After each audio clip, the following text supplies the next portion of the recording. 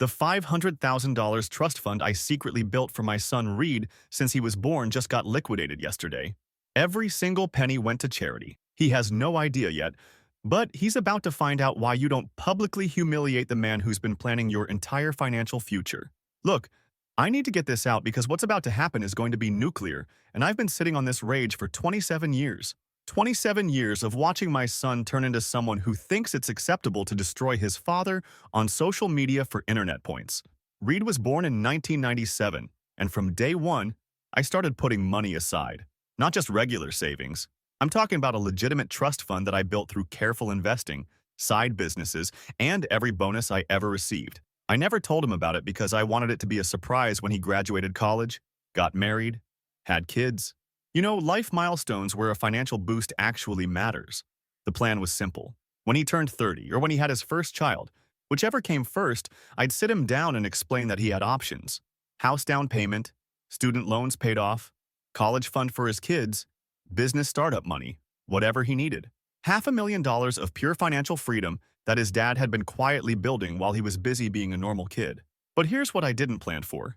My son growing up to be someone who would rather score points with his wife's family than show basic respect to his own father. Reed married Brooklyn 2 years ago, and everything changed. Not gradually, not subtly. It was like a switch flipped overnight. Suddenly, every conversation became about how I needed to be more emotional, more communicative, more involved in ways that frankly made no sense. Brooklyn's father, Barry, is this touchy-feely guy who talks about his feelings constantly, and apparently that became the new standard for what makes a good dad. I worked 60-hour weeks for 20 years to provide for Reed. I coached his little league teams until he quit in middle school. I taught him to drive, helped him with homework, paid for his college education in full, so he graduated debt-free. But apparently none of that matters because I don't cry during Hallmark movies or discuss my childhood trauma over Sunday dinner. The criticism started small. Brooklyn would make comments about how Barry always knows what she's thinking, how he remembers every detail about her day, how emotional and connected their family is. Reed started parroting this stuff, asking me why I never shared my feelings or talked about my past. When I explained that I show love through actions, not words, Brooklyn would give Reed these looks like I was some emotionally stunted caveman. Then came the holidays. Barry's family does this whole elaborate emotional sharing thing, where everyone talks about their year, their struggles, their gratitude. It's basically group therapy disguised as Christmas dinner. Reed suggested we try something similar, and when I said that wasn't really my style, Brooklyn jumped in about how sad it was that Reed never learned healthy emotional expression because his father was so closed off. I stayed quiet during that conversation, bit my tongue when Brooklyn talked about breaking cycles of emotional unavailability, didn't react when Reed nodded along like he'd been emotionally neglected instead of being raised by a man who worked himself half to death to give him every opportunity. But I was taking notes, mental notes, about where this was heading and what I needed to prepare for. The breaking point came 3 months ago when Reed found out Brooklyn was pregnant. Instead of calling me first, instead of sharing the news like a normal son would, I found out through a Facebook post, a public announcement where he tagged Barry as the grandpa who's going to teach this baby what real love looks like, and tagged his mother-in-law Eliza with finally, a grandmother who knows how to show affection. No mention of me anywhere in that post. Not a single word about his actual father, who spent nearly 3 decades building a financial foundation for exactly this moment. That's when I knew Brooklyn and her family had won. They'd convinced Reed that I was some kind of defective father figure who needed to be replaced by their emotionally superior family structure. Fine. If that's how he wanted to play it, I was ready. I started making calls to my financial advisor that same week. Not to liquidate anything yet, just to understand my options and make sure everything was properly structured for what I was planning. Because here's the thing about being written off by your own son. It gives you perfect clarity about where you stand. Reed had no idea that his house down payment was sitting in an account with his name on it. No idea that his kid's college fund was already fully funded before the baby was even born. No idea that his father had been planning to hand him the keys to financial independence the moment he became a parent himself. And Brooklyn's family had no idea they were about to find out exactly what happens when you convince someone to burn bridges with the person who's been building their future. The social media post that changed everything came last Tuesday. Reed posted a long emotional message about becoming a father and how important it was to break cycles of toxic masculinity. How this baby would never meet the alcoholic loser who calls himself my father. How grateful he was to Barry for showing him what real fatherhood looks like. He tagged me directly in the post. Tagged me so all his friends All of Brooklyn's family, everyone in our social circle could see him publicly calling his father an alcoholic loser who wasn't fit to meet his grandchild. Brooklyn commented underneath about how proud she was of him for protecting their child from my toxic influence. Eliza commented about how the baby was finally safe from grandfather issues. 237 likes. 46 comments of support for Reed's brave decision to cut the toxic people out of his life. I read every single comment while I was sitting in my financial advisor's office the next morning. Then I signed the papers to liquidate the trust and redirect every penny to the children's hospital where Reed was born. $500,000 that Reed will never see, going to kids whose parents actually appreciate what they have. Reed doesn't know yet. He's still planning his future around money that no longer exists, still assuming that daddy's financial support will be there when he needs it, still living in a world where actions don't have consequences. But Brooklyn got pregnant right around the time they put an offer on a house they can't afford without help, a house they've been assuming they could buy because Reed mentioned to Brooklyn that his father would probably help with the down payment. Reed's going to find out tomorrow that the trust fund he never knew existed is gone, that the college fund he was counting on for his kid doesn't exist anymore, that all those plans he made assuming his father's financial backing just disappeared the same day he decided to publicly destroy me. And then we're going to have a conversation about respect and consequences that's been 27 years in the making. Update 1. Well, Reddit, you said this was going to explode and you were absolutely right.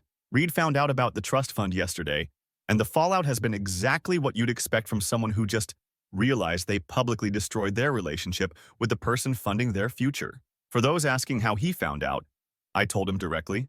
No games, no dramatic reveals, just a straightforward conversation that was 27 years overdue. I drove to his house Wednesday afternoon while Brooklyn was at work. Reed answered the door looking exhausted because apparently the baby's been keeping them up all night. He invited me in and started this whole speech about how maybe we could work things out, how he'd been thinking about what he posted, how Brooklyn's been having second thoughts about cutting me off completely. I let him finish. Then I told him I needed to discuss something important about his financial planning. He got this hopeful look, like maybe his old man was finally going to step up and help with the house down payment they've been stressing about. That's when I explained about the trust fund, how I'd been building it since he was born, how it was supposed to be his safety net for exactly this moment in his life, how I'd planned to sit him down the day his son was born and hand him the account information along with a letter explaining what his father had been quietly building for him all these years. Reed just stared at me while I laid out the numbers. $500,000. Enough for the house down payment, enough to pay off his student loans, enough to start a college fund for his son, enough to give him the financial freedom to be the kind of father he wanted to be without stressing about money. I watched his face change as he started doing the math. The house they'd put an offer on, the baby expenses they'd been worrying about, the career risks he'd been afraid to take because they needed steady income. All of it suddenly solvable with money that had been sitting there waiting for him his entire life. Then I told him I'd liquidated it. Every penny donated to the children's hospital where he was born. Gone the same day, he decided to call his father an alcoholic loser on social media for the whole world to see. Reed went completely silent for about 30 seconds. Then he started asking if this was some kind of joke, if I was trying to manipulate him, if the money was ever real in the first place. I showed him the documentation on my phone, bank statements, investment records, the final transfer to the hospital, all of it real, all of it gone. That's when he started getting defensive. He said the Facebook post was about setting boundaries, about protecting his family from toxic influences, about breaking cycles of emotional unavailability. He said Brooklyn's family had helped him understand that I was emotionally distant, and that he needed to prioritize his wife and child over his father's feelings. I asked him if he thought publicly calling me an alcoholic loser was setting a boundary, or just being cruel. He said I'd driven him to that point by refusing to engage emotionally, by never sharing my feelings, by being exactly the kind of father Barry wasn't. So I shared my feelings. I told him how it felt to work 60-hour weeks for 20 years while he was growing up, how it felt to skip vacations and overtime and side projects to build his future while he was busy being a normal kid, how it felt to watch him fall in love with a woman whose family convinced him that his father was defective. I told him how it felt to be compared to Barry, a man who had the luxury of being the fun, emotional grandfather because he never had to be the one making the hard decisions and paying the bills. How it felt to watch my son choose his wife's family over his own, because they were better at talking about their feelings. Reed tried to interrupt, but I wasn't finished. I told him how it felt to find out I was going to be a grandfather through a Facebook post that praised every man in his life except the one who'd been planning this moment since before he was born. He said he didn't know about the trust fund, that he couldn't apologize for not knowing about something I never told him.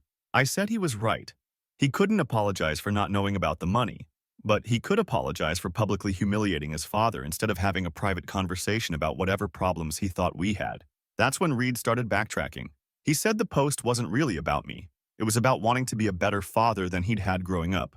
He said Brooklyn had been pressuring him to make a statement about toxic masculinity and cutting off negative influences. He said he'd been caught up in the moment and hadn't really meant the alcoholic loser part. I asked him if he'd written that post about anyone else's father, if he'd be comfortable with his son posting something like that about him in 27 years, if he thought there was any difference between being emotionally reserved and being a toxic influence that needed to be cut off. Reed couldn't answer that. He just kept saying he'd been trying to protect his family, that Brooklyn's family had made him realize how closed off our relationship was, that he'd thought he was doing the right thing. I told him that being a father meant making decisions that your kid might not understand until he becomes a father himself, that showing love through actions instead of words wasn't emotional unavailability. It was how I'd been raised and how I'd raised him, that if he wanted a different kind of relationship with his son, that was his choice. But destroying his relationship with his own father wasn't protecting anyone. By this point, Reed was getting upset. He said I was being unfair, that I was punishing him and Brooklyn and the baby for trying to create healthy boundaries. He said taking away money he never knew existed wasn't teaching him a lesson. It was just being vindictive. I told him he was wrong about that. The lesson wasn't about the money. It was about consequences. That actions have results, and when you publicly destroy someone, you can't expect them to keep quietly supporting you. That respect works both ways, and if he wanted to treat me like a toxic stranger, he couldn't expect me to treat him like a beloved son. Reed asked what it would take to fix this. If there was some way to undo what had been done, some apology that would make things right. I told him that was up to him, that I wasn't interested in forced apologies or fake reconciliation. But if he ever decided he wanted a real relationship with his father, instead of the cardboard cutout version Brooklyn's family had convinced him I was, he knew where to find me. Then I left. Reed followed me to the car asking what he was supposed to tell Brooklyn, how they were going to afford the house, what they were going to do about the baby's future. I told him those were the kinds of problems adults figure out for themselves and that maybe it was time he started acting like one. The missed calls started around midnight. 17 calls before I turned my phone off. Text messages asking me to reconsider, to think about my grandson, to remember that family comes first. But here's the thing. Reddit, family did come first. It came first every day for 27 years while I was building his future. Reed just decided that his wife's family came first instead. Brooklyn texted me this morning. She wants to meet for coffee to discuss this situation like adults. She thinks there's been a misunderstanding about their intentions and that we can work through this together. I haven't responded yet. Part of me thinks she deserves a chance to explain herself. Another part of me thinks Reed needs to handle his own mess without sending his pregnant wife to fix things for him. What do you think, Reddit? Is this worth salvaging, or should I let them figure out their new reality without dear old toxic dad? Update 2. Reddit. I owe you an update because this situation just took a turn I wasn't expecting. I decided to meet with Brooklyn, and holy hell, the conversation we had explained so much about why this whole mess started in the first place. First, let me address the comments from my last post. Yes, I realize withdrawing financial support Reed never knew about might seem harsh. No, I'm not planning to punish the baby. Kids aren't responsible for their parents' choices. And to the person who said I'm just as toxic as Reed claimed, we're going to have to agree to disagree on that one. I agreed to meet Brooklyn at that coffee place near their house Thursday morning. She showed up looking exhausted and, honestly, pregnant and stressed out of her mind. I almost felt bad for her until she started talking and I realized exactly what kind of manipulation I'd been dealing with this whole time. Brooklyn opened by saying she needed to understand what happened between Reed and me because the version she'd been getting didn't make sense with what she was seeing now. She said Reed had been having panic attacks since I left, that he'd been obsessing over the lost money and what it meant for their future. She said she'd never seen him this devastated, and she needed to know if there was a way to fix things. I asked her what version of events Reed had been telling her. She said he'd always described me as emotionally unavailable, critical of their relationship, dismissive of her family's values, and resistant to change. She said Reed had told her I'd never shown interest in being a grandfather, and that I'd made it clear I disapproved of their marriage. Here's where it gets interesting. I asked Brooklyn for specific examples of this behavior. When had I been critical of their relationship? When had I said I disapproved of their marriage? When had I shown no interest in being a grandfather? She couldn't give me any. Not one concrete example. Just vague statements about how Reed felt judged when he was around me. How he said I never asked about their lives. how I seemed uncomfortable with their more emotional family dynamic. So I started asking Brooklyn about the specific incidents that had led to Reed's social media post. Had Reed ever actually tried to talk to me about feeling emotionally disconnected? Had he ever expressed concerns about our relationship directly? Had he ever asked me to change anything about how I interacted with them? Again, nothing concrete. Reed had apparently been complaining to Brooklyn about our relationship for months, but he'd never actually addressed any of these issues with me directly. Instead, he'd been building a case against me in his head, based on assumptions and interpretations. That's when Brooklyn said something that made everything click. She said her family had been worried about Reed's relationship with me from the beginning, because I reminded them of her father Barry's dad, who had been emotionally abusive. She said they'd been encouraging Reed to recognize the signs of toxic parenting and protect himself and his future children. I asked Brooklyn if she thought Reed's childhood had been abusive, if she thought I'd been a bad father, if she had any actual evidence that I was toxic or harmful. She admitted she didn't. She said Reed had never described his childhood as abusive, never said I'd hurt him, never even said I'd been particularly strict or demanding. But her family had convinced her that emotional unavailability was just as damaging as outright abuse and that Reed needed to break the cycle before it affected their children. This is where I started getting angry. Brooklyn's family had essentially diagnosed me as a toxic parent, based on secondhand information and their own family trauma, then convinced Reed that he needed to cut me off to protect his family. They'd turned normal father-son relationship differences into evidence of emotional abuse. I asked Brooklyn if it had ever occurred to her family that different people show love differently, that working 60-hour weeks to provide for your family is also a form of caring, that not being touchy-feely doesn't automatically make someone emotionally unavailable. Brooklyn got defensive and said her family was just trying to help Reed recognize unhealthy patterns, that Barry's relationship with his children was proof that fathers could be emotionally present and supportive, that Reed deserved to have the kind of close relationship with me that she had with her dad.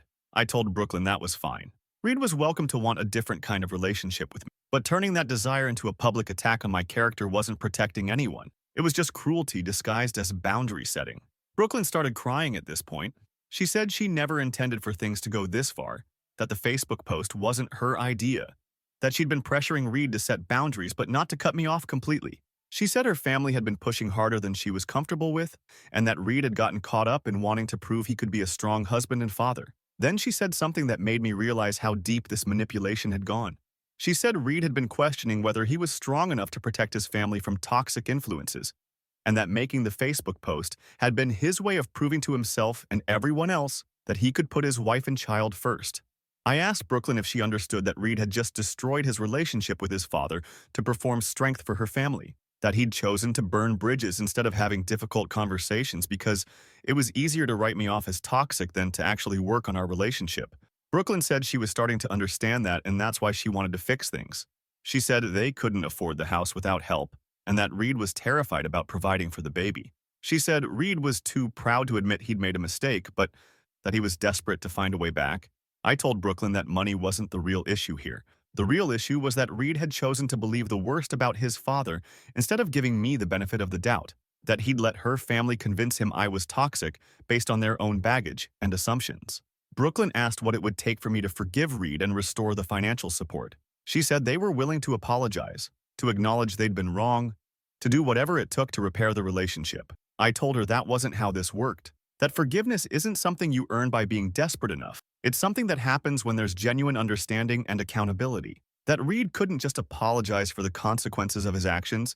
He needed to understand why his actions were wrong in the first place. Brooklyn asked what that meant practically.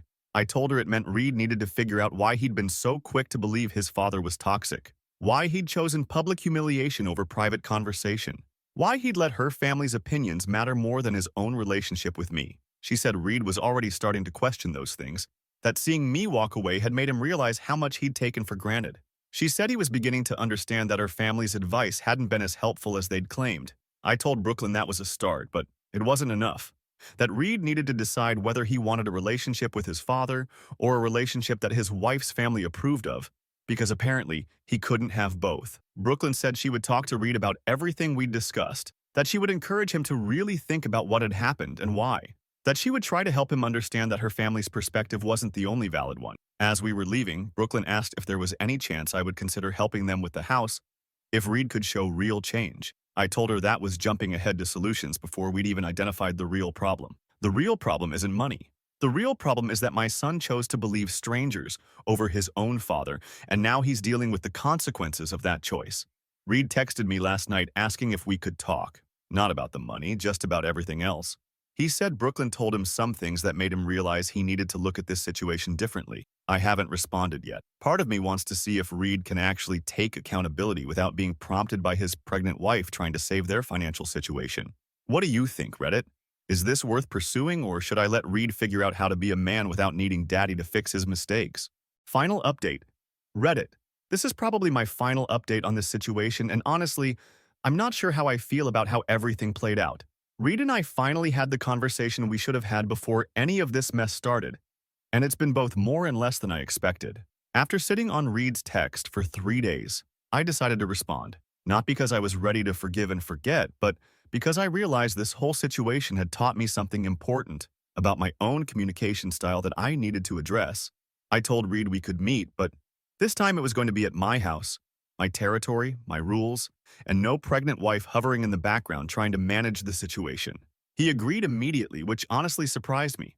The Reed I thought I knew would have pushed back or made excuses. He showed up Saturday morning looking like he hadn't slept in weeks. Before he could launch into whatever speech he'd prepared, I told him we were going to do something different this time. Instead of talking about what had happened, we were going to talk about why it had happened. I asked Reed when he'd started feeling like I was emotionally unavailable. Not when Brooklyn's family had pointed it out, not when he'd gotten married, but when he had first felt that way. He thought about it for a long time before admitting he couldn't pinpoint a specific moment. He said it was more like he'd gradually realized other families communicated differently and started wondering if something was missing in our relationship.